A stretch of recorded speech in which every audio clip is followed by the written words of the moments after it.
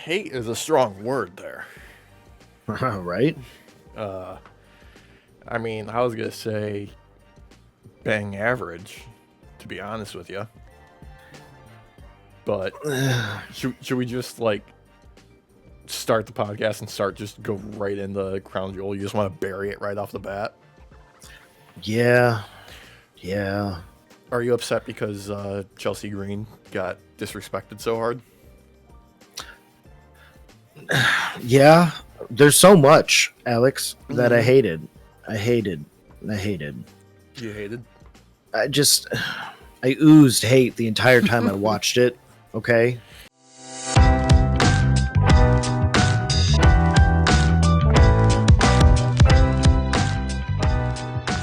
Look, beginning to end. And there was good matches, don't get me wrong, but I fucking hated it.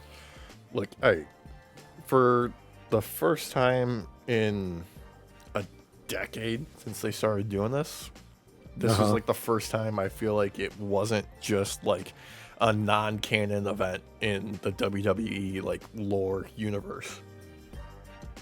You know? Yeah. Like every other time you could write it off as being like a side quest or like a Hot Springs episode on an anime. But at least there was like actual like story progression a little bit. Kinda. With a couple of the storylines, sure. But I don't know. It still felt very side quest to me. Well, yeah, of course it did. I mean, that's kind of like the whole thing that happens whenever they go to Saudi Arabia, is everything else gets put on pause. But yeah, for the first time, we actually had at least the opening match with the Bloodlines that moved forward. That was story progression.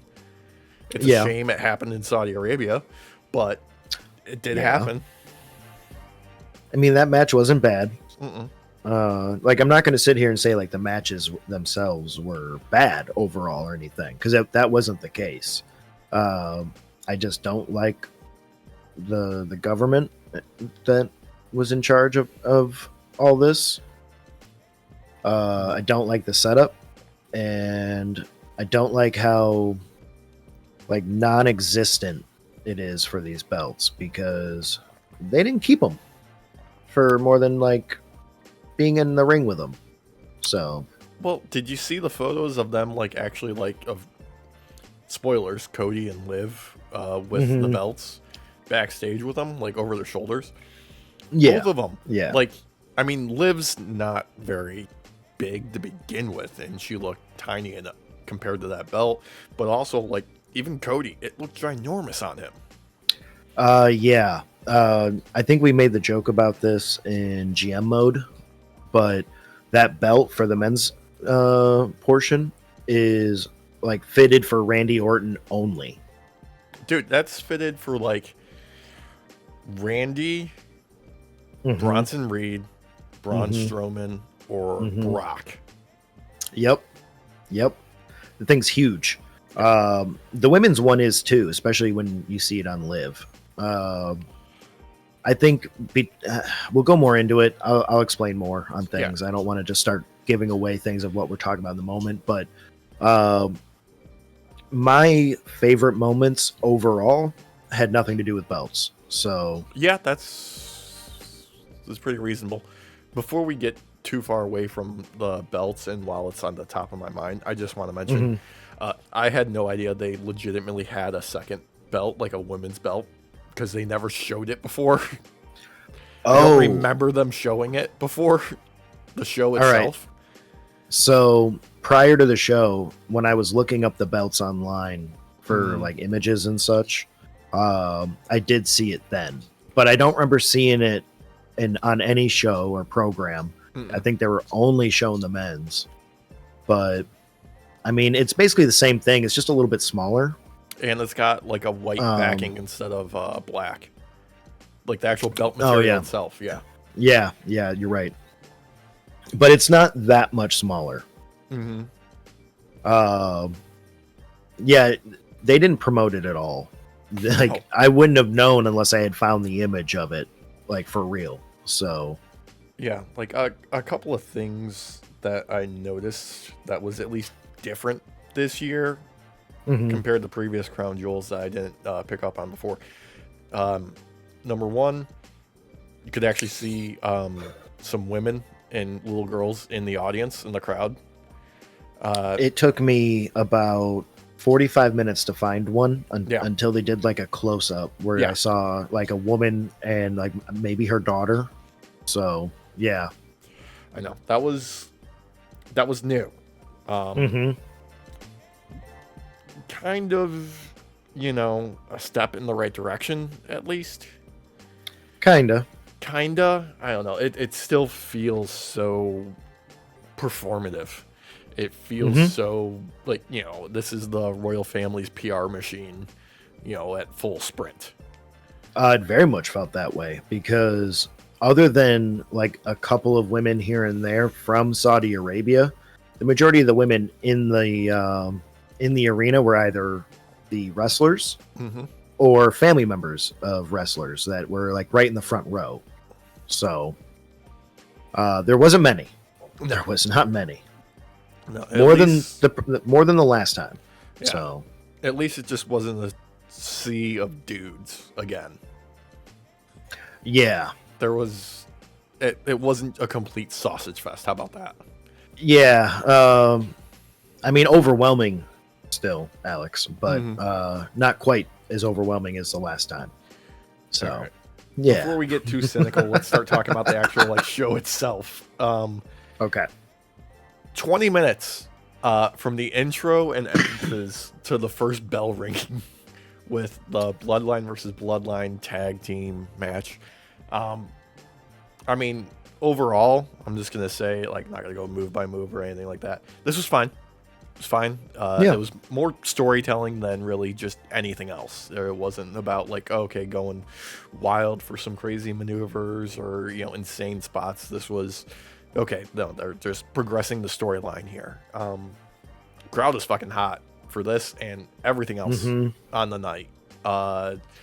My God, this is one of those things where WWE just needs to keep doing more international shows because they bring so much shame to the crowds here stateside who are just fucking dead quiet during the 2 to 3 hours of Raw and SmackDown each week.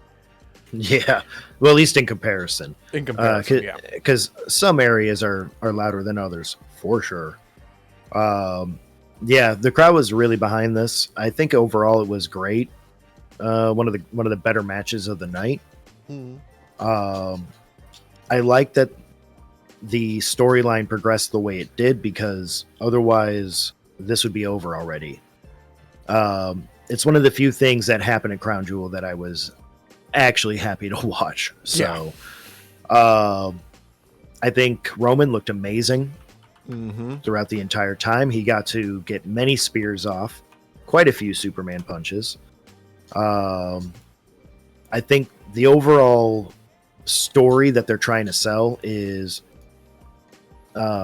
Solo's portion of the bloodline is very much united, Yes. and they work very well together overall. It can't be denied, honestly, especially with how good Solo's becoming now on the mic and all that and in front of crowds. Like, he's really kind of stepped into this role. I got to give him credit for it. I am going to give him so much credit. You're absolutely like 100% like right on. He has discovered himself in this role finally. Like he has like grown into it exponentially since they first started with this. And like, I feel like once Roman returned is when he really found it, that's when it I started agree. taking shape. Yeah, I agree completely. You had this bloodline very connected, worked very well together, versus Roman's shattered still bloodline, like learning to work together again. Like a kind of like season 1 of Umbrella Academy a little bit, where it just doesn't really work out that well for them overall in the beginning. Yeah. But I gotta admit, seeing Jay and Jimmy together again in the ring, working together again, brother, it was like 5 years ago. It was great. They did so much of the little things during this match that made me so happy. Like Roman's little smile that he got on his face when the Usos were doing their like tag team tandem offense was he's so good at the little things, you know. The work by Solo, great. Again, Jacob Fatu just showing himself to be the star of this entire thing when it comes to like in the ring performance. The guy's a complete monster. God, they got to strap him up in the future at some point. I got a question for you about him, by the way, actually. How much water and oil did they put in his hair before he jumped in the ring? Because you saw him whip his hair up when he got called in, and it just was like a shower, a fucking shower. Over by the timekeeper's table, they had a 50-gallon drum of baby oil in there, and he just dunked his head in after they made their entrance and before he got on the ring apron. Alex, I would believe that with how much came off. Like this was like a Pantene Pro V commercial where the hair whips back and then it hits slow-mo and you see all the water come off of it and the hair's all perfect. Pantene, you know, if you want to sponsor me, feel free, brother. Yeah, he could use it. I could use it.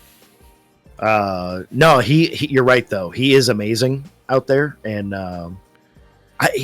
he's just looks the part. You know what I mean? Like he is the enforcer type.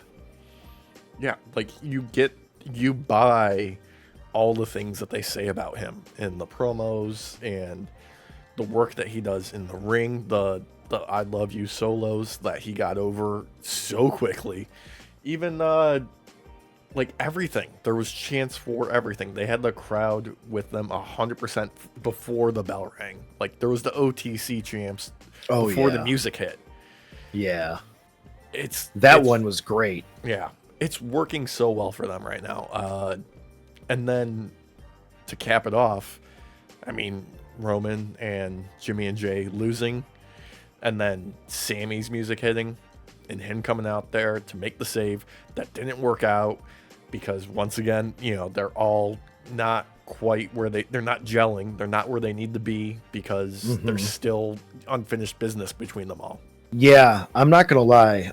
That was the most surprising part of the night for me was Sammy coming out. I did not think he was going to be there. Go ahead. Kind of why it worked. Yeah. I mean, was it Raw where Jimmy spotted Sammy talking to Solo out in the parking lot this week? Yeah, because SmackDown was so pre-recorded and completely pointless to watch. Yeah, I tried to play catch up Saturday morning before Crown Jewel, and I was watching SmackDown. I was like, why am I even watching this? Yeah, that was God. I'm all for them pre-recording stuff so people don't have to, you know, do insane red-eye flights and things are all over the place logistically. And I appreciate that they do it heavily during the holidays so people get time off to spend with their families. But this is the downside of that, where, okay, it's pre-recorded, so they can't really do anything because it's going to leak online anyway then. So they just got to like, all right, we're just doing whatever, basically, is what happens. It's unfortunate, but the pros outweigh the cons to me. In my opinion, you could do an entire show without anyone that's showing up to Crown Jewel and put more of a highlight on like LWO and still do a live show for those who want to be on TV still, but can't make it to Crown Jewel for either not being booked or what have you. Yeah, I think that would have been a great moment for that. But it is what it is. It's already over. Yeah, it's come, it's gone. It's not going to be seen again until next year, and I'm just glad we don't have to see those guys with the white gloves carrying that case on TV on two shows repeatedly throughout the night, each night. Yeah. God. Yeah. And at least we've got something to look forward to on next week's show with, Sammy, with Roman, with Jay, with Jimmy, and we can see what kind of shenanigans Solo and the Bloodline get up to with them. Yeah, there was one like mishap that happened in the match where Jimmy was meant to stop the count. Yeah. And basically the ref had to like not put his hand down. Well, I think what really happened there was the camera just completely missed it. So it just looked awful. Like, it looked like the ref was doing some shenanigans when really Jimmy made the save and the camera just completely missed it. This is something that, it happens, with it does. all these big shows. Yeah. Anytime there's a slip up, it just looks so terrible that it takes you out of it.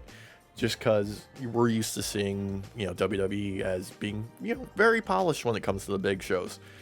They put a lot into the presentation on the week to week, but when it comes to the big, PLEs, there's all the fanfare, there's all the graphics, there's, the custom sets, all this kind of stuff. So when something goes wrong, it's very obvious. And that was very apparent with the women's tag team titles in the next match. I guess, is this technically a fatal 4-way with the 4 tag teams still, I think? Anyway. Kinda. Bianca Belair, Jade Cargill, Lash Legend, Jakara Jackson, Io Sky, Kairi Sane, Chelsea Green, and Piper Niven. All in there. I'm going to say Piper Niven, Chelsea Green, standout stars in this match. Yeah, surprisingly so too. And not just for like the character work and the comedy stuff. I'm gonna say, like, Piper's sequence in there, fantastic. Yeah, I was gonna say their in-ring work was really good. It wasn't like normally their comedy and stuff is great already. It's just they were on fire for this. They were what actually stood out for this match, surprisingly. I expected this just to be a quick, like, an over kind of match, like just done. But I it went on a lot longer than I thought it was gonna. So yeah, it got more time than I anticipated. There were some fun moments in there as far as like, okay, what you can do with this many talented people in the ring together. But there was just some glaring things that I couldn't get past. One of which was Bianca and Jade's gear. Dude, what was that? Okay, so audience, if you were all smart and listened to us and didn't actually fucking watch this, the women had to wear onesies, all of them. The ones that stood out the most to me were, Bianca and Jade's outfits. The black with like gemstones for Bianca was it was out there. Yeah, it was out there. I was surprised, Alex, that they allowed her to smack her butt in the ring. I didn't think we'd see that because of the onesies. I was like, okay, so we're not going to see some of these antics that some of these wrestlers do. But no, they let them do them.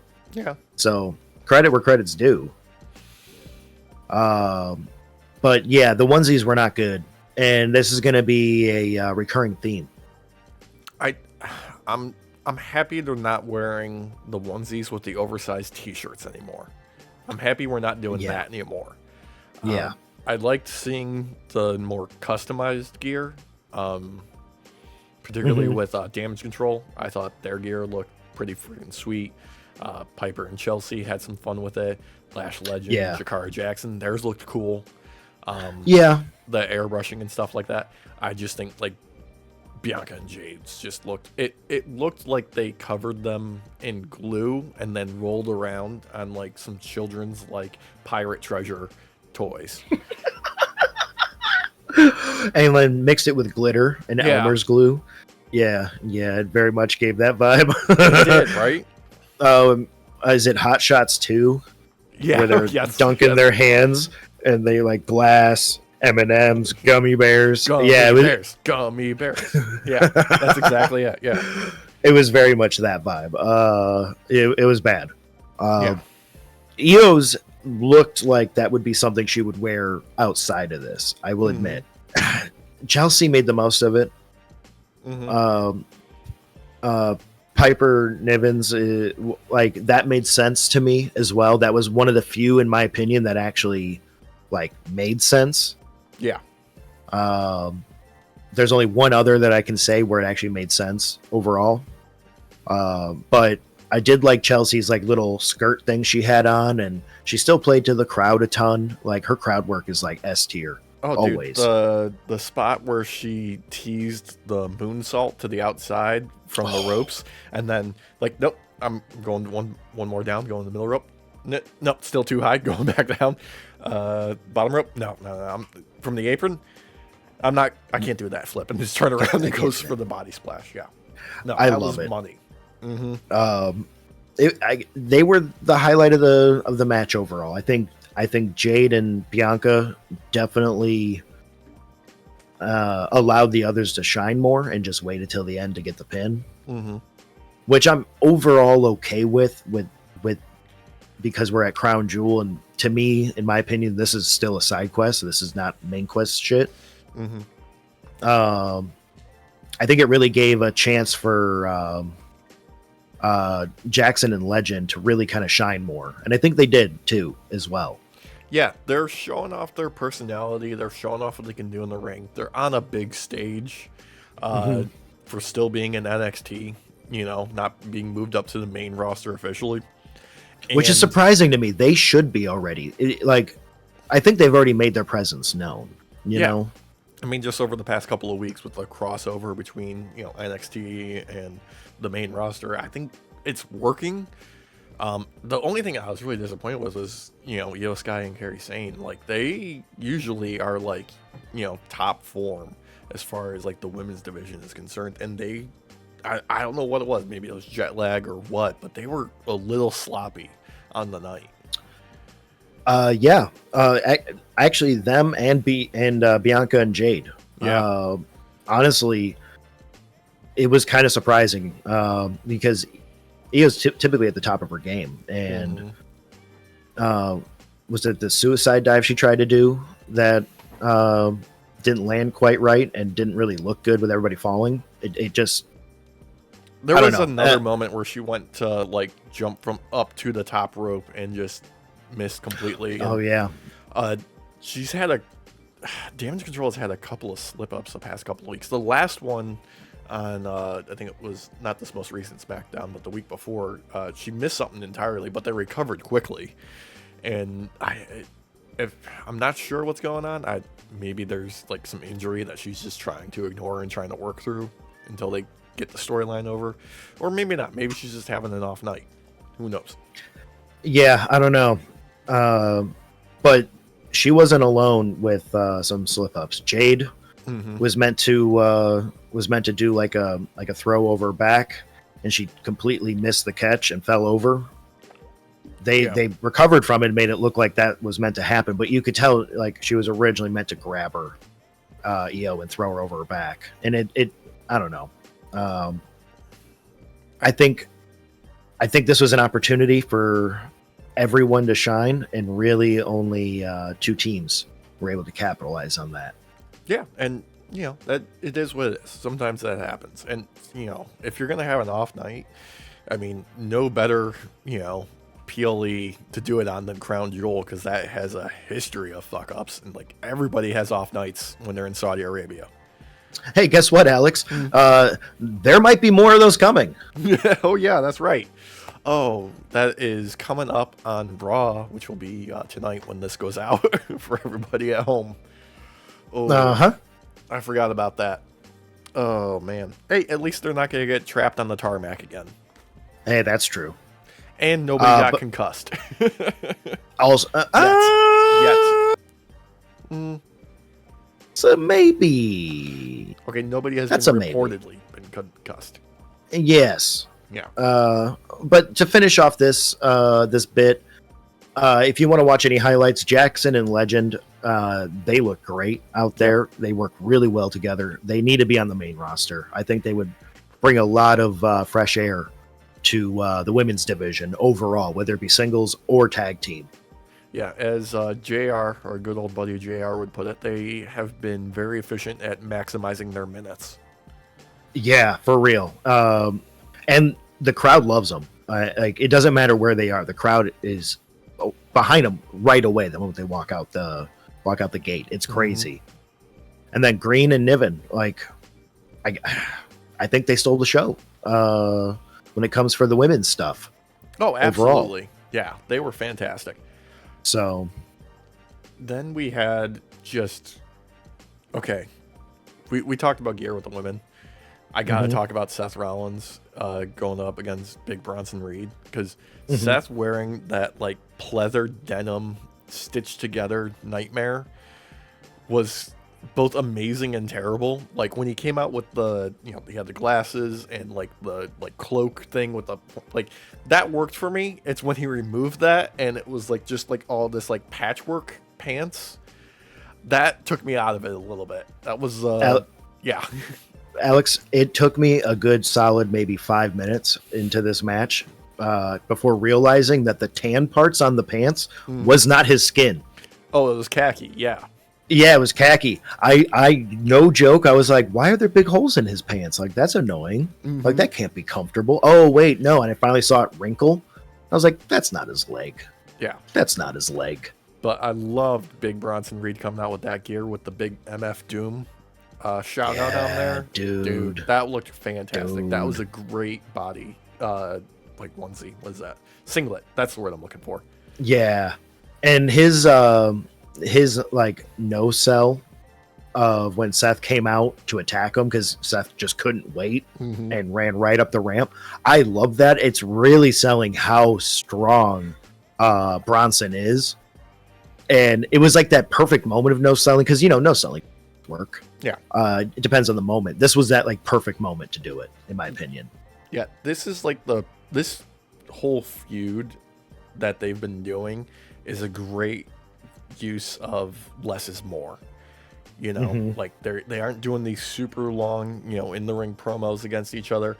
They're not doing like this crazy like blood feud stuff with, you know, personal issues. It's just like, no, it's on site every time, and it works. There's nothing wrong with what they're doing. They're playing all the hits when it comes to like the actual like in ring stuff. They're doing great shit on the week-to-week TV, like the call out on last week with, you know, Seth being in the ring, Bronson Reed calling him out from the parking lot, and them just going out, like Seth going immediately out there to brawl him. Fantastic. Yep. I think with this match, it's a nice segue to go from Bronson v. Braun, where it's like Rage v. Rage, to Bronson v. Seth, like an actual match where it's Rage v. Tactics. Yeah, because Seth is not as big as him, but he has a smart brain when it comes to in-ring shit, and it really excelled in that with this match overall. No better example of that is when Bronson Reed had him up to go to do a powerbomb, and Seth countered that into a DDT. That was amazing. It was like a snap DDT too. Like it was quick. Yeah, these two are doing so many great things. The work that they've been putting into Bronson Reed these past like couple months here are paying off in dividends. Like everything that they've done with him ever since he did those 6 tsunamis on the Seth to write him off of TV for a couple of weeks, everything that they've been doing week to week, leading up to like him finally getting to be on a big show, has paid off. Yeah. In this match, Seth very much learned his lesson and kept rolling out of the way from these bigger tsunamis that were going to happen. At one point, Seth was on the ground outside the ring, and Bronson literally went up to the top rope and was like, I am going to tsunami bomb you down there. Just wait for me. And Seth was like, nope, and nope the fuck out of there so fast. I'm really glad he did, because I think both men would have probably died in that moment.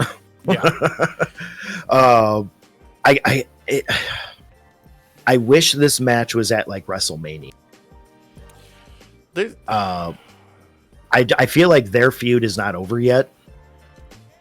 You might be onto something there, particularly with the way that they ended it with the finish with Bronson getting back up after it was 3 stomps in a row, right? It was the one on the outside, one in the ring, and then one from the top rope, and then he still got back up and challenging Seth for more after the bell, and Seth's making his way out there. And what was it that he said as the cameras were cutting away when he was on the ramp? It was, you know where to find me. You still want more, I think. Yeah. Is what he kept repeating. I think you're right. I think that's what he said. Yeah. Which, actually, since we're at this part now, I have to ask. What do you think made Bronson's eyebrow bleed? Because I think it was the steps when his face landed on it. Yeah. I think you're right. I don't know if that was a blade or if that was a shoot, because it looked great. I gotta say, I think it was an accident. The way that he landed on his face, it was right where one of the diamond parts kind of meets the edge, and I feel like it just got him just right in there. Yeah. Either way, it's done. If it was on purpose, it was perfect. I think it only added more to how strong he is, because he basically took a headshot with some stairs and got up and was like, "All right, let's go for more." Like, Seth looked amazing. I think Bronson stole the show at the end of the day. I think this really catapulted him a ton. Yeah, this is another perfect example of getting over in a loss. Like. Yeah, Seth won the match in the day, but Bronson still looks like a credible threat to anybody. Yeah, I think at the end of the day, we're going to see him strapped up sooner rather than later. I think it's just a matter of time where he takes the belt off, probably like a Gunther type. See, I was thinking he would be good in line right now for like either US title or IC run. I could see an IC run as well, yeah. Yeah, because that makes like good sense as far as like forward progression and WWE is concerned. He's done enough in like the upper mid card that he should be getting one of the upper mid card title belts before moving on to main event. I honestly believe he is one of the few men in WWE who could take a fucking shot from Braun Breaker after he goes 28 miles an hour like the little fucking hedgehog that he is. When he hits the rope so hard and the ring shifts. Yeah, man, and I think Bronson could stay standing from that. Seriously, I think that would be a great matchup. Personally, yeah. Yeah, I'd like to see him sell a spear from Braun Breaker. I think that would be something that I think, if he can withstand like standing up that spear, I think you would blow the roof off a building. I would fucking die if I saw that, dude. I would be like, what? Not only that, think about it like this. He takes the belt off Braun Breaker. That leaves Breaker open to actually go after the heavyweight title then. Ooh, yeah.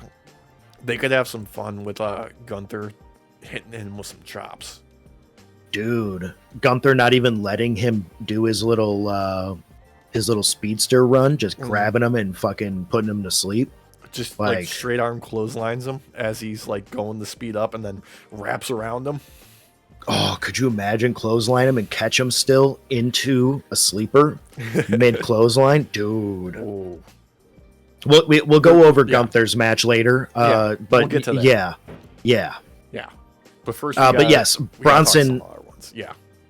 Bronson was one of the highlights of the night. It again goes after what I've been saying, where anything non-belt related tends to have a little bit more weight and fun in Crown Jewel, in my opinion. Yeah, Seth made him look great. He made Seth look great. It was pretty, like, all around. One of the better matches, I would say, easily. What was this next one though? Yeah, Liv versus Nia. I want to say off the bat, I thought both their gear looked great for this. Working with the bodysuits, it looked like something that they could wear on a regular show. Nia definitely. It looked like one of her outfits that she already has, except there was no see-through part. Yeah, it was the only difference. It was a little jarring at first to see Liv like that, but I could see her wearing that outfit to some degree, at least like the bottoms, like the pants portion. Mm-hmm. This match though, oh god, it was more jank, Alex. Just got more jank that we're used to seeing with both of these characters. Yeah, like I will say, like up until we got to all the shenanigans, I thought the booking and like the layout of the match perfectly fine, perfectly acceptable. Execution was a little off, yeah. But once we got to like where things started to turn is when I started getting really upset with this. I mean, let's just face it. Tiffy comes out to cash in her Money in the Bank briefcase. And I got so irritated at this point because we had, the pre-recorded SmackDown the night before, which queued up that Tiffy was going to cash in on either one of them, wasn't taking Nia's shit no more. And then cut to Saturday morning, and they showed them arriving together, being friends, like nothing was wrong. Then Tiffy comes in, and then they tease, who she's gonna cash in now. Like,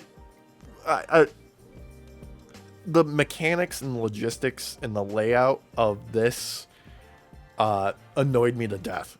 Number one, because they've been teasing this cash in the exact same way every week for over a month now. I think we're almost at 2 months now. Yeah. Number two, we got Raquel coming in to stop the cash in from happening. And then, I mean, did Dom even do anything? He tried to distract a ref. Yeah. But the ref just never looked at him. So I don't actually know why he was there other than to wear a vest that said Saudi on it. Yeah. Like, I don't know. I don't know. I don't know, Alex. I don't know. Yeah. I hated this. I was so mad. There was only one part of it that I actually enjoyed. Mm-hmm. And you want to know what that was? What was it? It's when it was fucking over and Liv was standing there with the belt crying happy. It made it worth it. It made it worth it. It was nice to see her be raw for a moment and be real and kind of break character to some degree, because those tears were real. Like, she's like, I'm the first one, you know, and that's, you can't take that away from her. Like, no joke. No matter how horrible this fucking match was, I was really happy at the end. She is a prime example of like when the WWE system actually works, because she is like homegrown WWE. She started in the performance center. She didn't get started on the indies. She is, proof positive that their system can work. The thing that really drove me nuts as far as like the match itself, though, before we got into the finish, was who the hell am I supposed to cheer for in this? Like, there's Gunther and Cody, obvious, I guess Liv, because mainly because of how abusive Nia is as a character, like real world abusive. It feels like it's terrifying. Like, I don't know why they've gone this route and not had Tiffy cash in yet, because it would make sense if they wanted her to be this evil looking, then Tiffy cash in at least now. But Liv's not great either, but I think between the two, she's like the lesser of two evils. But if we're talking like, kayfabe here, on Tuesday night at NXT, she and Raquel beat the shit out of Rhea with some baseball bats in the parking lot at NXT. Once again, the most dangerous place on the planet. You cannot trust that parking lot. Everybody almost dies there. I'm telling you, Alex, that's business. Naya's little choking thing and stuff with Tiffy, that's personal. So, like Liv's started out as personal, but then she got everything she wanted. So now it's just business. Yeah. I don't know. Look, I don't know. I don't know. I was with the crowd. They wanted the cash in. I wanted the cash in. I wanted them to move on. Can we talk about for a moment Tiffy's outfit? That Care Bear looking fucking thing. Yeah. Okay. That like mid transition of a Sailor Moon that never fully transitioned. It's like mid cinematic type shit. Yeah, the magical anime girl transformation cinematic. I fucking hated it. It was so weird. She looked like she wanted to be her own One Punch Man. Yeah, I could see that. Yeah. Yeah. Look, I'm not trying to hate on it too much, simply because she wasn't in like the actual match itself. She wasn't technically booked on the show. It could be just like, oh, I just got this because I wanted to have something to wear at the show. That's it. You know what would have been a great twist? If she had actually cashed in on one of them and pinned them, took that belt, and then had to continue the match for the crown jewel belt. That'd be funny. I'd like to see that. Would have been cool as hell. Yeah. I actually would have thought that would have stolen the show. Man. Like, that would have been crazy. They could do so much more, and they don't. And this is like a symptom of Triple H's booking, I'm going to say, where he likes to drag things out as long as possible to get the big payoffs. Like, I don't think that he believes in short feuds in general. And it's the downside of like, okay, so now we can predict that only like the big title changes and whatnot are going to happen at WrestleMania and like SummerSlam. Like, the main titles aren't changing hands. I mean, we got a surprise Motor City Machine Guns on SmackDown last week, but, you know, that's, I'm going to say, a special circumstance because they're brand new to the roster. They're, you know, older in their years. You know, they're not super old for wrestlers, but they're not brand, you know, spring chickens. Right. So we're going to keep them up real fucking quick. And we don't really care about the tag division in WWE to begin with. Damn it, I was waiting to fucking say that. I was sitting here patiently, and I was going to be like, Alex, they also don't fucking care about the tag team division. So yeah, I'm sorry for stepping on your dick there. God damn it. Damn it. I was being so patient. Yeah. I'm not known for that. Yeah. Something that also had no patience was the next match. Because I'm tired of this teasing with the briefcase, and I just want to move past it now. Thank you. You. Okay. I was done too. Yeah. Because Randy and KO did not wait for anything. This, like, the match never even started. Yeah, it never started, and it had quite the ending too. So this was I think this is technically, Alex, where one of those things kind of went wrong, in my opinion. It went right, but something wrong technically happened in it. Okay. You've got these two who just cannot wait, and they just go at each other immediately. The match never starts, right? And it is brutal. They go out into and they end up out into in the fan area, and they end up by these tables and everything.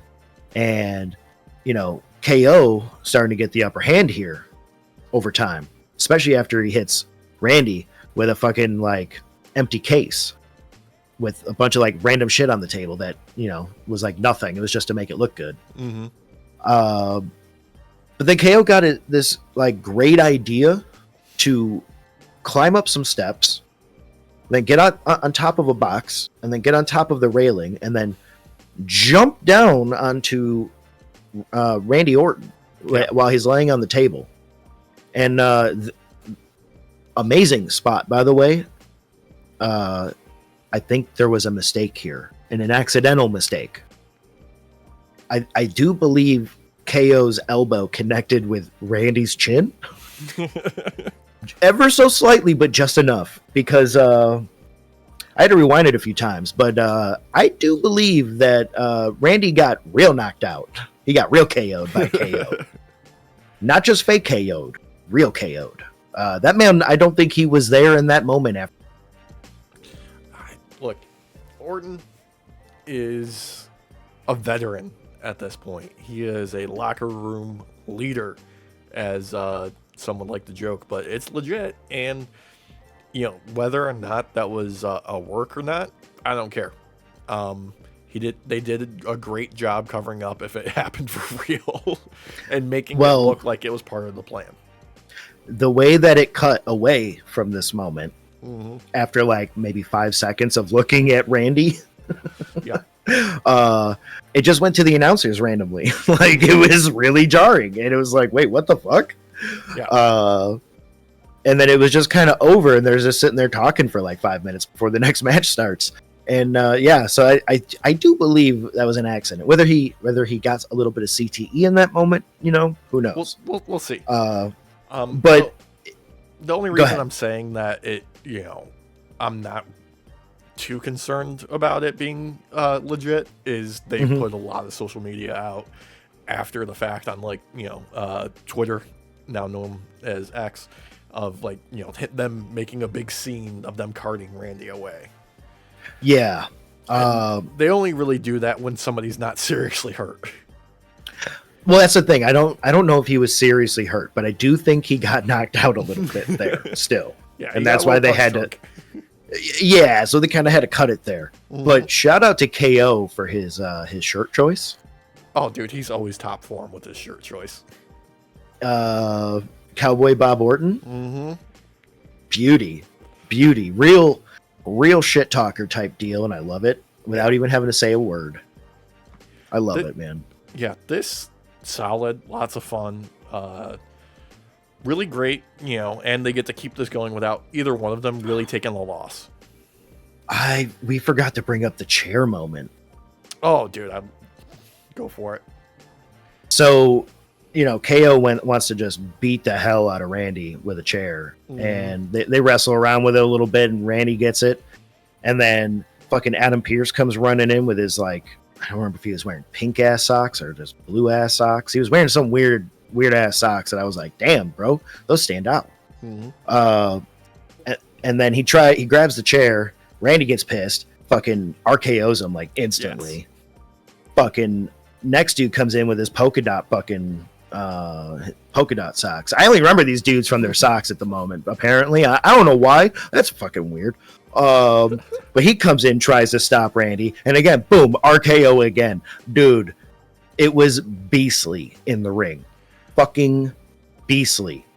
Look, there's one thing you can always count on in wrestling, and that's an RKO pop. People love an RKO out of nowhere. If it's foreshadowed anything, when it happens, the crowd loves it, and I'm here for it. I'll never be upset about an RKO. We're working backwards, unfortunately, because my brain is fucked up. But we also, Alex, forgot about the stunner that KO did to the fucking ref, which forced him to then never want to re-enter the ring and tried to call the match from outside the ring for the rest of the show while they were still in the ring. That man sold terror so well. Fucking well. Once again, this is like wrestling at its silliest. That makes it the best. Oh my god! And I forgot about that. That shit was so funny. It was so fucking funny. There was a ref spot on another show that not a ref spot, a security guard spot on another show that I want to talk about before we wrap up today. But let's get through the rest of the crown jewel first.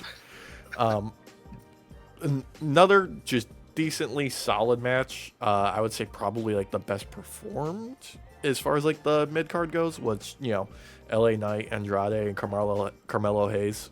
Just because usually when you have a triple threat match, there's always like it goes one-on-one because one of the other guys is down for a long period of time, and then they kind of like shift and change to just hopscotch around. This at least felt like, oh no, all three men were being competitive together at the same time for the majority of the match. Yeah, and Carmelo and Andrade kind of showed that if they really wanted to, they could probably pull off a tag team. Yeah. They were pulling off some tag team style moves against LA Knight here and there, but made it look like they were fighting each other still, and it worked really well. I'm not gonna lie. Unfortunately, I just didn't really care about this match. No. Like it was a good match. I just didn't care for it. Like it just felt, I don't know, game 8 of a World Series. A little bit, yeah. This is one of those ones where it's like you could have a sign in the crowd that says, I just hope everyone has a good time, and it be true. Yeah. Like, LA Knight, incredibly over, and as he should be. He's real good at a number of things that people kind of undersell him on. Like his selling, top level. He's great at that. He takes a hit, he makes it look fantastic. Andrade, probably one of the best moonsaults in the entire game right now. His spinning back elbow, I don't think anybody else should ever do it, because you can't make it look that good. You shouldn't try. Yeah, he, God damn. This is like the first time I've noticed the crowd being super into him, even with the mask. And it was a new mask, too, actually, when he entered in. It was kind of fleshy looking, like had muscle tissue, almost like. And then it had like 3 little skulls on it, on like the forehead, top of the head. Tough to say. He had it off in about 3 seconds after making his entrance. He did, but the crowd was already cheering for him, which is very different than what normally happens, where they start cheering for him once that's off. Yeah. It was a good match. Like it's a solid match technically. If we didn't have 7 previous matches between Andrade and Melo, I think this would have hit harder for me overall. Yeah, like overall, this one could have been on TV. Yeah, but match itself wise, great fucking match. Like you were saying, these, like, it wasn't like someone just sitting off to the side and waiting.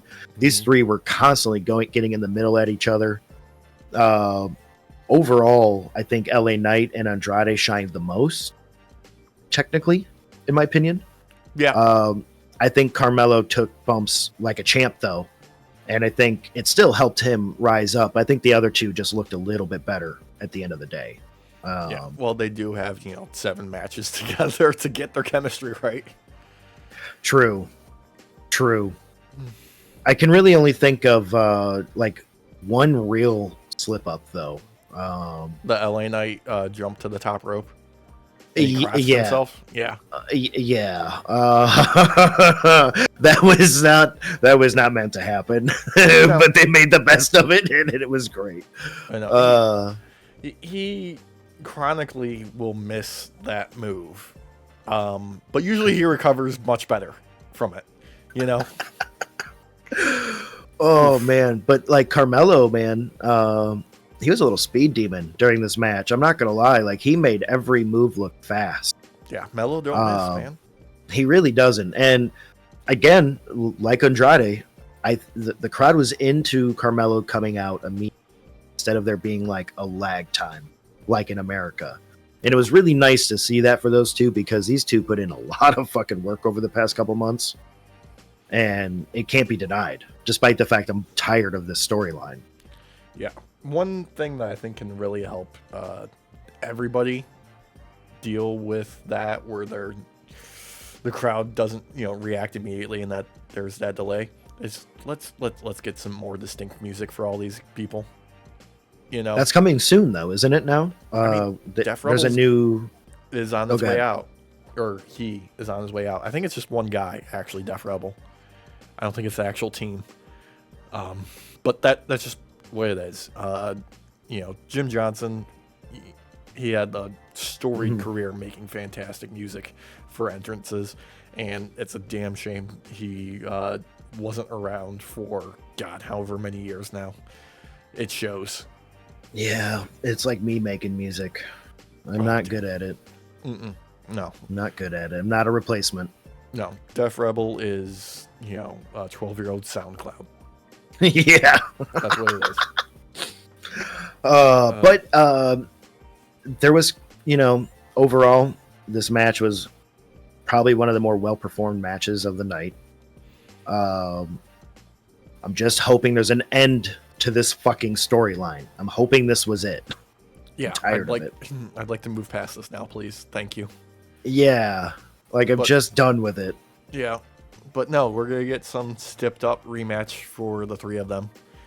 Like, I don't know what you do with them at this point. I don't know if you do like a 2 out of 3 falls. I don't know if you do a cage. I don't know if you do a TLC match. I don't know what suits this feud and this build at this stage. I think the feud just needs to be over at this point and start letting them wrestle other people. I'd be fine with that. Like, they're treating it like baseball, and it's annoying me. Like, I like playing baseball. I don't like watching baseball. So That's fair. But main event. Gunther, Cody. This one was... I liked the story that they were telling with the sleeper hold. The only thing I wish, and this is just me, I'm not going to say this brought the match down any bit. I just would have preferred this, personally, for my taste. I wish there was more of the story of Cody escaping the sleeper and Gunther being unable to lock him in on it throughout the match, rather than Gunther continually going to that well and building on, like, wearing Cody down. I would have preferred if Cody was like, no, I'm able to escape this. You're not going to trap me in here and, put me out instead. Well, okay, so I agree with that to some degree, but I don't think the ending of how this match ended would have worked out as good as it did had they gone that route. It's also true. They would have had to change how the ending was, in my opinion. Yeah. Because Gunther tried the sleeper hold. It kind of worked like 4 times. But he tried it like 12 or 15 fucking times. Yeah. And the rest of the time it didn't work. And Cody kept wising up to it and getting out of it basically in different ways. Or at least overcoming it in different ways where he couldn't really do it effectively. I do believe that Cody... I had called this in the weeks coming up to this every week, basically. But I knew Cody was going to win. There was no fucking way they were going to let the undisputed title holder lose to the fucking heavyweight fucking title holder. There's just no goddamn way, okay? Like, kayfabe aside. I feel like Gunther floundered to some degree in this after the build up, because it started out nice, in my opinion. The match started out slow. They were kind of gauging each other for a bit. They started off with some like old school locks and counters, and it was really nice. Like, this was like putting a frog in the non-boiling water and slowly heat it up kind of feel. Yeah. Like just building us up to something big. Yeah, like the whole match itself felt like a throwback. It did. My issue with the match, technically, was how once we kind of hit the 3rd or 4th sleeper hold, it felt like we never got beyond that point. Yeah, which is why for me personally, I think it should have been better that Gunther wasn't able to get on the sleeper hold, wasn't able to lock it in more, because I feel like that sells the threat of it more. If it's more like Cody's mentality at that point is, if he gets me in it, it's over, rather than him fighting out of it each time. Yeah. Well, because like the first couple times he had to fight out of it was really good. I like. It was like, oh shit, Gunther might have him here for a little while in kayfabe. But then he was able to grab. I think he grabbed the rope the first time, and then the second time he was able to get back to his feet and kind of turn around. And then I think the third time, It never got fully locked in, but he was able to kind of like wiggle out. I think that that was the one where his arm, or what went, the ref went to test the arm drop and kept his arm up. But it like plateaued there for like 12 minutes, and we got this kind of same diatribe that we constantly see from Cody, where it's we need to do like 3 or 4 Cody cutters. We need to fucking crossroads this guy a few times to be able to get this over with.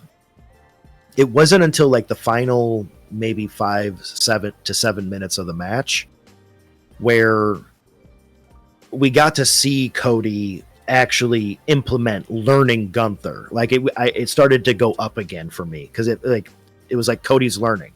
Yeah. Particularly with the actual like finish itself with that pin, that felt, like it felt like it came out of nowhere, but it also felt earned, because it felt like, oh no, Cody has outsmarted and out wrestled Gunther at this point. Yes, that, like, it's crazy, because if they had just changed the middle somewhat, and maybe each time he tried the sleeper, he was trying it in a different way to make it look like he's like the ring general, like he's a tactician. Because I feel like one of the flaws of this match was Gunther didn't seem like a tactician like he normally does. He did in the beginning, like no joke. Some of those early chops and all that really caught Cody off guard, despite knowing they were coming. That one on the outside at the beginning was deafening and perfect. It left a mark right up in here. And Grandma watched it with me and Christina. Grandma doesn't really like wrestling that much, but she'll watch it sometimes with us. Yeah. And she thought he was bleeding the entire time. She's like, no, he made him bleed. Look, he's bleeding here and his ear's bleeding. It's like, no, Grandma, you just caught him with some really good fucking chops. He's that red right now. Like, yeah. And there was some blood. I don't know whose blood it was, but there was blood on Cody's cheek. And neither of them were bleeding that I could tell. I didn't see blood coming out of here, but blood came from somewhere. I just don't know where. It's surprise blood. But if they had cut out like the middle 12 minutes of the match, changed that up some more, this would have been an A+ for me, technically. These two wrestle really well together. You can see it. I think that the middle kind of plateau, I don't know if that was like upper management to try and make both of them still look strong and not have either look weak, because one of the issues with Crown Jewel that I brought up is that either belt holder that loses now looks extremely weak. Yeah. And I think what Go you're ahead. getting to is another symptom of like Triple H's style of booking, where it's like, no, long matches mean good matches. I mean, Triple H, during his reign of terror years where he was, top of the company, every time there was a big show, you can guarantee his, spot on the card in the main event was going to be over 20 minutes. Oh yeah, like 45 fucking minutes sometimes and shit. Yeah. And that's how he books these shows. The matches themselves are good, but they tend to overstay their welcome. Yeah, this one, had they cut that middle, just cut that middle down to maybe like 4 minutes of the 12 that they did, I think this would have sold Cody learning Gunther's tactics and overcoming them way better, because like it still did it. It just, that plateau in the middle really stalled things out for me and really kind of drew me out of. Yeah, a little bit. But Cody wins. He gets this giant ass belt that's taller than him. Barely fits on his shoulder. Yeah. And Triple H like whispers something into his ear for like 10 seconds while giving him a hug. And we see some guys almost trip coming into the fucking ring wearing their fucking, I don't know what that outfit is called that the men wear in Saudi Arabia, the traditional outfit. Not gonna make fun of her or nothing. No. Grandma thought it initially looked kind of like a nightgown, like the old school style, like nightgowns that men would wear. Oh yeah, you need like a little candle and the big sleepy hat. Yeah. But they almost tripped coming in. You could tell they were not used to doing anything like that. Whereas the two women that came in, because they had to show off that there was still women at the show, in case you didn't know, they had no issue getting into the ring. You can tell that they are more used to having to step around like that and step over things, because they had no issue. The upside, I would say, to these like crown jewel championships is they're staying in Saudi Arabia. Like the belts are staying there, and the champs are getting, class rings basically in place of those, so they don't have to lug them anywhere. I mean, it's technically it's not because they don't want them to lug them around. They don't want these belts fucking leaving because they're expensive as hell.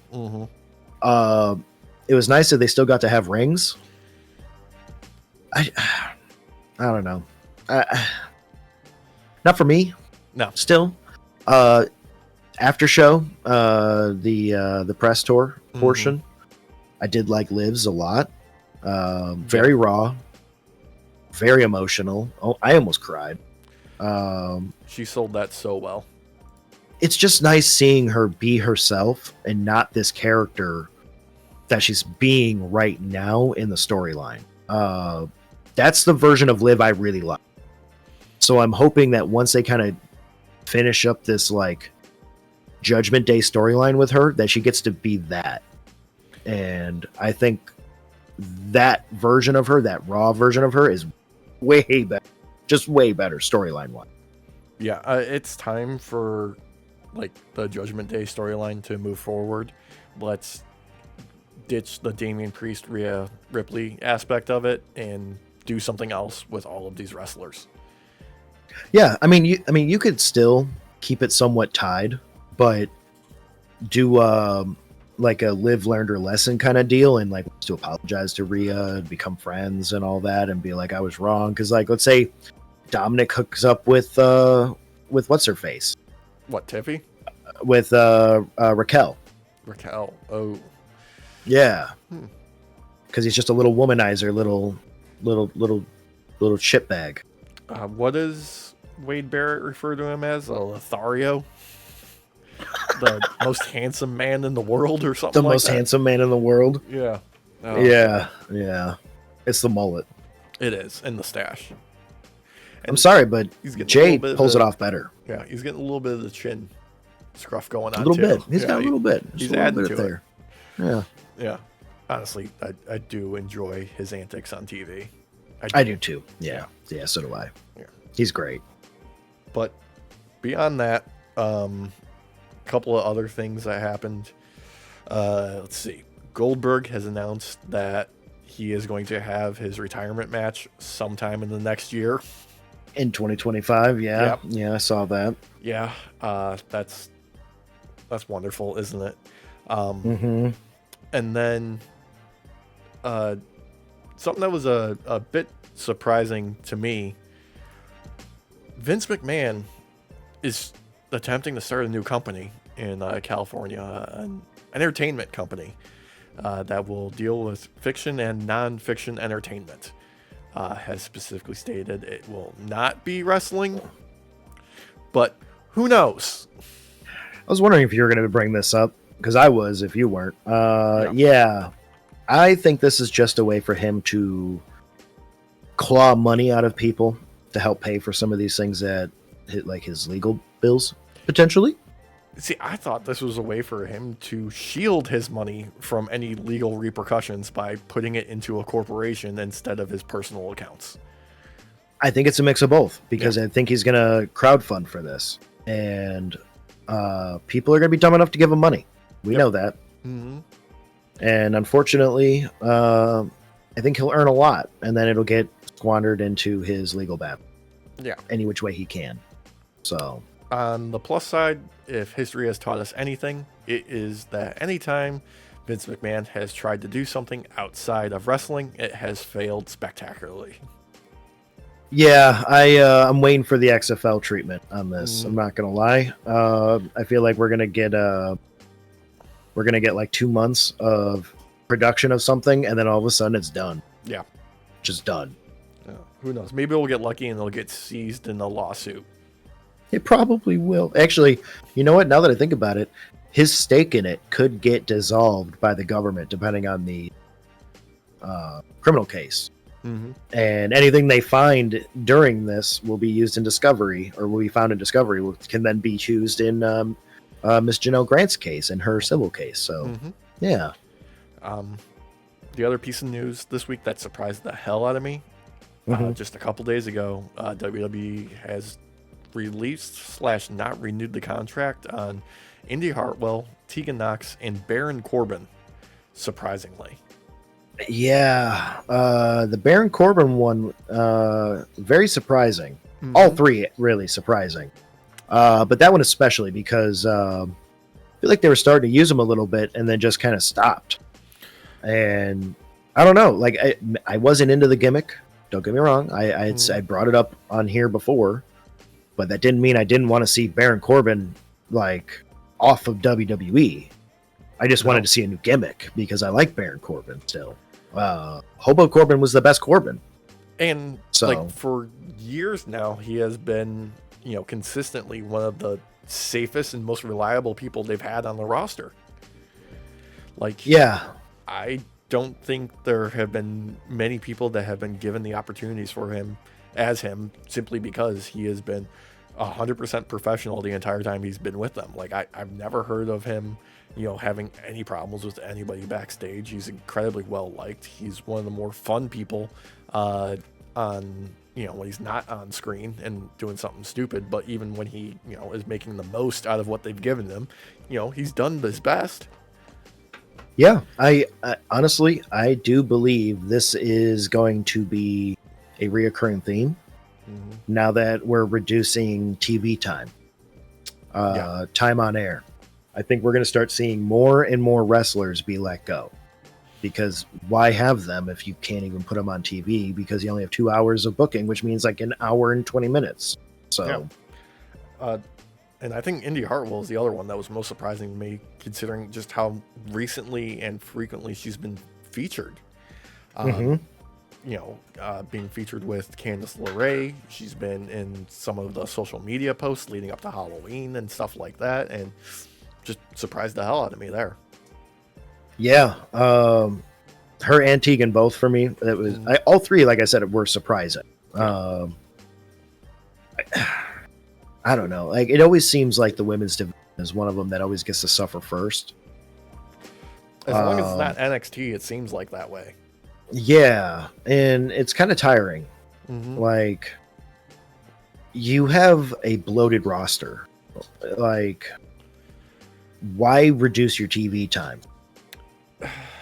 Look, we don't know what happens in their corporate offices and discussions that happen, and the reason why these things happen.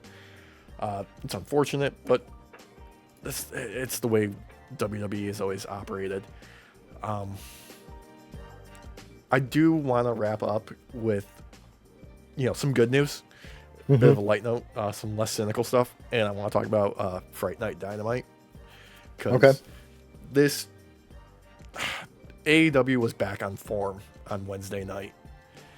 It felt damn good to actually sit back and not be upset with really anything on the show. And like everything was working, and they're teasing things for long-term story. They're continuing the ongoing, main story threads, and we had some surprises. Number one, World Tag Team Championship, Bucks versus Private Party, and Private Party take it, and it's earned. It's in a great match. The Bucks and Private Party were like top form on the night. Like they showed why they deserved the titles, and my God, that save from Mark Quinn where he dove from outside the ring to break up the pin out of nowhere after getting tombstoned on a tombstone by Okada. Brilliant. Oh, yeah.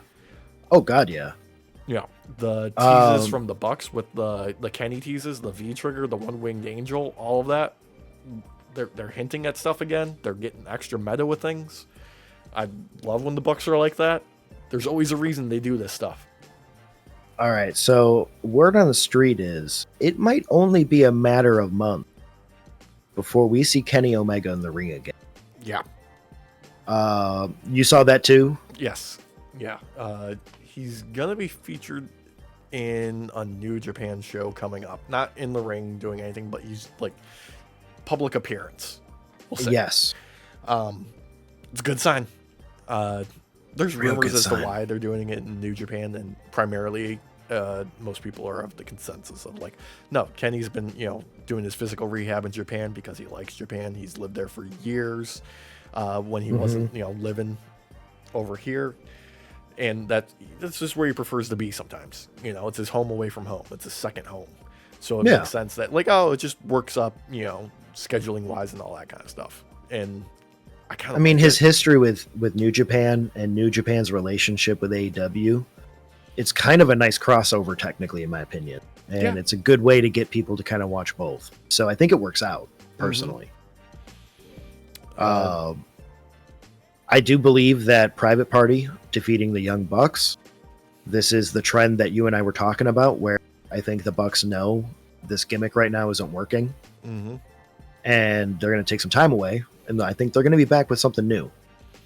Yeah. Some of the stuff that happened post-match still on the show, actually a lot of fun. I loved, it was Alex Marvez was backstage trying to get a word in with the Bucks, and he gets stopped. And then there's a little face-off with Jack Perry and Garcia and all this kind of stuff. Jack Perry, again, with, random little cryptic one-liners where he told, Daniel Garcia, yeah, they used to dance for me too before they, broke apart. And then them opening up the locker room to where the Bucks are, and they're, hastily packing up all their stuff, and Cutler's just shredding documents and just up to shenanigans back there. And then later on in the show when they're fleeing and Christopher Daniels is trying to stop them and all this kind of stuff, Moxley knocking the box of shoes out of Brandon Cutler's hands cracked me the fuck up. That was wonderful. I gotta say, this show from beginning to end, because I've been worried about AEW. You were right. This is back to form. Mm-hmm. This reminds me of the Kenny Omega days. And I'm wondering if there's just like a resurgence in the locker room and everything because Kenny Omega is coming. Actually, yeah, there's something everybody in the air again, Yeah, everybody, all the promos and everything. I don't know. Everybody has seen more alive. Yeah, they feel there's an excitement that there's a tangible kind of like electricity to what everybody's doing. Even OC's promo. Damn it, Alex. Yeah. Motherfucker, you did it again. That was my next one. Like that promo a lot. Is I'm not a leader promo. Go ahead. And I still don't have a catchphrase, or I still don't need a catchphrase specifically what he said. God, this paired against Hangman's promo was another bright spot on the show, on a show of bright spots. They're doing so many different things, and yes, there are I wish more of the storyline was converging, but the stuff that is tying together here, wonderful, just pure great AEW in their element, making things make sense and continuing with teasing things appropriately. Yes. Like teasing Adam Cole's ankle injury. Yeah. Okay. So what I loved about this was a little bit unfortunate. Okay. The match itself, I'm sorry, Buddy Matthews is too good to be in this position. Okay. Yes, I agree. He unfortunately is too good at selling. He makes everything look like a goddamn kill shot when he takes it. He just does. He's too believable at playing hurt. Okay. He's too good at it. Okay. That's just how it is. Adam Cole, I love him to death. Unfortunately, people were not on his side in this. They wanted to see Buddy take the win. They really did. You want to know where I knew Buddy should have won? Mm-hmm. When Cole did his like comeback where he's like, yeah. I was like, oh god damn it! Nobody's into this. No. Like this is bad. No, it didn't work. Oh man, that can be chopped up to just booking this match to begin with. Okay, the match being put together is not a good start for Adam Cole's return. I liked the idea of him still selling the ankle. Okay, that's okay. That's fine. I want the story for his ankle to be more or less twofold. Number one, I want to see him grow more confident with it being healed, but I also like the idea of them always being able to go back to that well of like, okay, I know to target his ankle. That's his weak spot. Well, I mean, pretty early in the match, he was teasing that he re-injured. So yeah, going for doing the feint of the super kick and then like backing off and then like, and I could see them telling the story of like, is it mental or is it actually physical pain? Like, is he just not there yet? But I do want to put over the idea that the fucking handshake at the end with the lights going out and Malachi Black is there was silly and totally within kind of like what Malachi Black would do, Yeah. Yeah, like it's a little bit silly rather than like scary. And that's what I love about him. And actually the House of Black in general, when they do the spooky shit, it's a little bit silly, but they all come across as like complete killers at the end of the day. Still, despite it. I don't know why, but like I've had it in my head for a while now that group is basically like the puppets from Puppet Master. Like they're secretly actually the good guys. Yeah, but like you don't know that. Yeah, because they're too busy being goth and dark and black metal and shit. Like they just enjoy those things. Like you see these like evil ass puppets, and then all of a sudden they're like saving the day. Yeah, like by brutalizing the bad guys. That's the way they should be. That's the way they should be booked. It's hilarious. It's hilarious. I do really have kind of reserved hopes for Adam Cole and Malachi Black's next match coming up this Wednesday, I believe. And I mean, you go back and watch their match at TakeOver. World class match between those two. I don't think they'll be able to reach those same heights just because it's been so many years. They've racked up injuries since then, and I'm gonna be like quietly like hoping that it's really good is where I'm at. I know that we made a joke about this the other day last week when we were all recording together, but we really do need a storyline where Adam Cole's bone that's not his comes to life and makes him do things. Like, oh god, how great would it be if this feud with the House of Black that they're doing right now is simply because they're jealous that he gets the most metal thing ever, and that is a dead man's bone in his ankle, and they want his dead man bone. And in turn, trying to get it awakens it and makes it come to life, and it's on a killing spree. Oh, dude, that'd be so silly. I'd love it.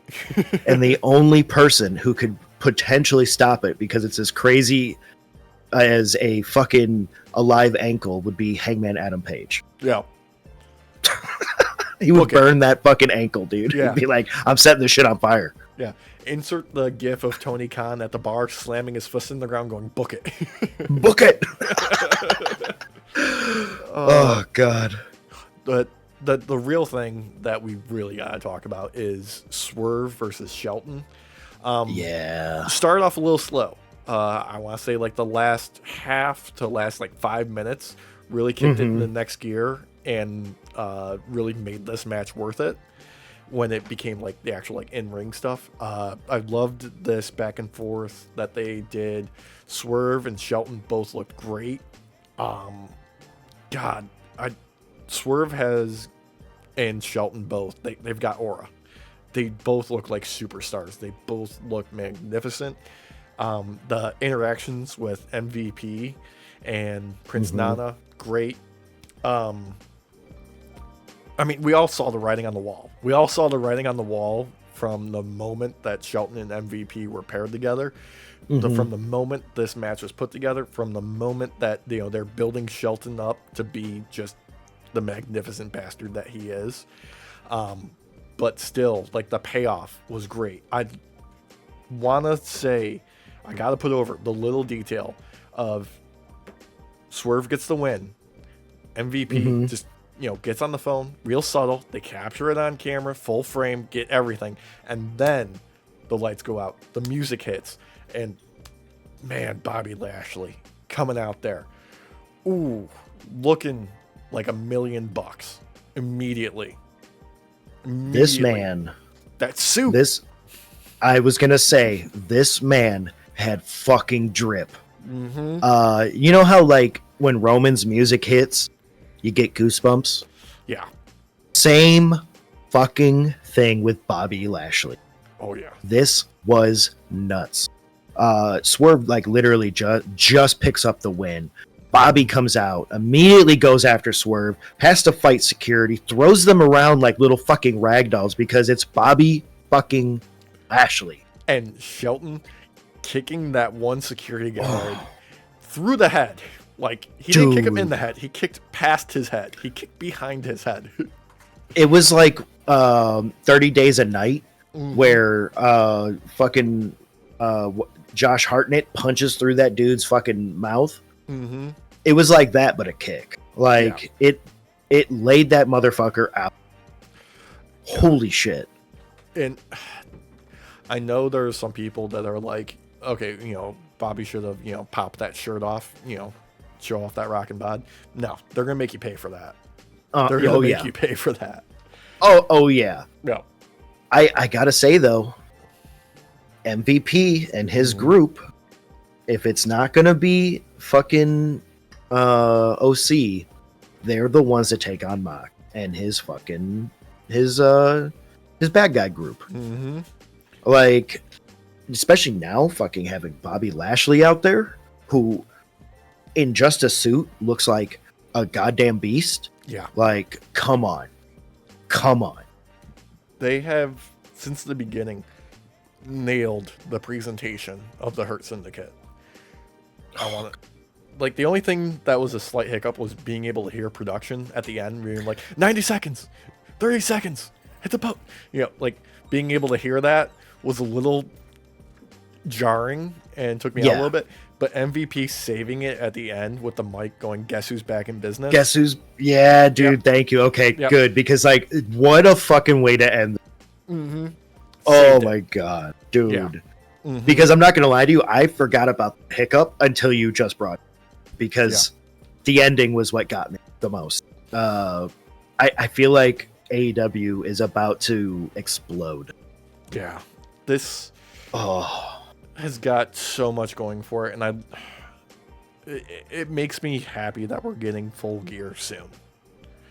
Yeah. Like, we don't have a full card yet, but already what they have teased and put together through the past couple of weeks and getting to sort of this level of tension with Mox and his cronies and what they're doing with, the job squad, the front line of AEW.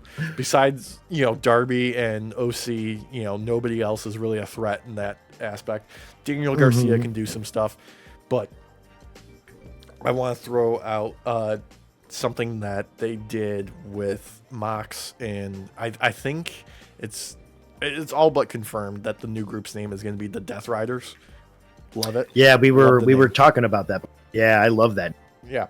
I loved them doing this tease with Wheeler being sacrificed in order to get on OC's bad side, and kind of like draw him out. I kind of wish it wasn't a fake out. I kind of hoped it was actually really Mox being like, no, I'm willing to sacrifice Wheeler and anybody else in order to get what I want. I don't like it. It would have been better in my opinion that way. That's all. I think we're building up to that, Alec. Yeah. Personally, I do believe we're going to see that side of Mox where instead of bluffing, he's real about it. Yeah. I think, I hate to say it, but with how this went, I now am of the opinion that Orange Cassidy will not beat Mox. He will try. He wants to do it alone. It ain't going to work that. It's going to take a team. Mm-hmm. And I feel like we're going to see some of his own get sacrificed because he's going to have to do a lot to overtake Orange Cassidy. Because despite doing it alone, I mean, it's like the dude's actually going at it Goku style now, where he's like, I'm just going to do it by myself. Yeah. Fuck this. And I don't think that's going to work. I think we're going to need a fucking Justice League, the fucking Hurt Syndicate, and Bobby Lashley to just fucking bull run through people. I'm more comfortable with Mox's team now. I'm more comfortable with Mox in this position now, where I wasn't so much last. I gotta admit. Mm-hmm. Him baiting Orange Cassidy, I think we're great, personally. Yeah. I also love the little touch of when they're showing Mox and Marina Shafir making their way to the ring, and they turn the corner, and Pac and Claudio and Wheeler are just sitting at the stairs, and they just, okay, that's our cue, let's go. We're going to work. With Claudio also giving a little shove to Wheeler was a great little bit. What I really want to see is simultaneous almost between two wrestlers. I want to see Wheeler turn away from Mox and crew, and I want to see Daniel Garcia turn to Mox and his side. I want to see that switch happen, because that's something that they've had sort of like written on the wall previously, like when the Blackpool Combat Club was first forming and Daniel Garcia was with the JAS, and people were like, you're a wrestler, and like, you know, doing all that kind of stuff. I want to see that come back and turn Garcia into like Moxley's group. I want to see him a part of that. I feel like that suits who he is as a character more. I agree with you on that, actually. I really do. I think it would let him shine more, because I think full heel Daniel Garcia is probably one of the best Daniel Garcias we'll have. Yeah. And as we know, with not just wrestling, but just in the entertainment business in itself, the villain always gets to have more fun. Like, you can be hammy, you can be serious, you can do all sorts of things, but the range you get to have is broad. And I feel like letting Daniel Garcia be a heel and just give him a fucking paintbrush and let him do his thing, I think we'd get some gold, for real. Yeah, selfishly, I want Daniel Garcia Red Death back. That's really what I want. We might get some of that going on, because I feel like, even though, yes, this is very much like an NWO storyline, I feel like we're going to get a lot more subterfuge in this storyline. I don't think it's going to be as dry as WCW's overall. I mean, that's the only time this sort of invasion angle has worked in wrestling, is with the NWO. But that's because, like, you know, at the beginning stage of it, when it was, you know, Hall and Nash, they really felt like they were taking over, especially once, you know, Hogan did the turn. Because then it was like, no, throughout the show, they were there. It was throughout the entire company, it felt like they were taking over. Like, if they were in the building, everybody was on guard, because anybody could be a target. I feel like done that since then. I think because they're kind of going with a different angle on it. Like, I only say that it's NWO-like because of, like, the whole idea of a takeover. Yeah. But it very much feels like a Dark Avengers to me. Where they're not the good guys, and they're doing this all for selfish reasons. But they're trying to do it. I mean, the end of the day, what is tried and true in wrestling with heels is they believe they are doing the right thing. Mm-hmm. Those always make for the best heels, and it's working right now. The only downside really is that, yeah, they're being vicious and pretty dark with it, but I'm on Mox's side. Things need to change. Yeah, and as they progress more, it's working. Yeah. I feel like we might see a Kenny Omega on his side, actually. Dude, I don't care what side of the fence Kenny comes down on, as long as it gets me another singles run, Kenny Omega. I don't want to see him doing any trios matches. I don't want to see him dicking around in the tag team division. I want single man machine, best bout machine, the cleaner, Kenny Omega, running full bore towards whatever he wants. Okay, you know me. I'm a basic bitch. Mm-hmm. I want another belt collector run, like, dude, personally. Oh my God. Okay, so let's give him the AEW World Championship. Let's give him the Continental belt. Let's give him the International belt. Let's give him the TNT belt. Like, that's all within the same company. Okay, oh, wait, let's add ROH. He can have the ROH World. That's 5 belts right there. There's the ROH TV title, right? That's 6. Uh-huh. That's 6 singles titles within technically kind of the same company. And then go to New Japan. Go to New Japan. Probably won't go to TNA because they're really close with WWE right now. WWE, But yeah. Maple Leaf Pro. Mm-hmm. That's another one. AAA. AAA. CMLL. Yep.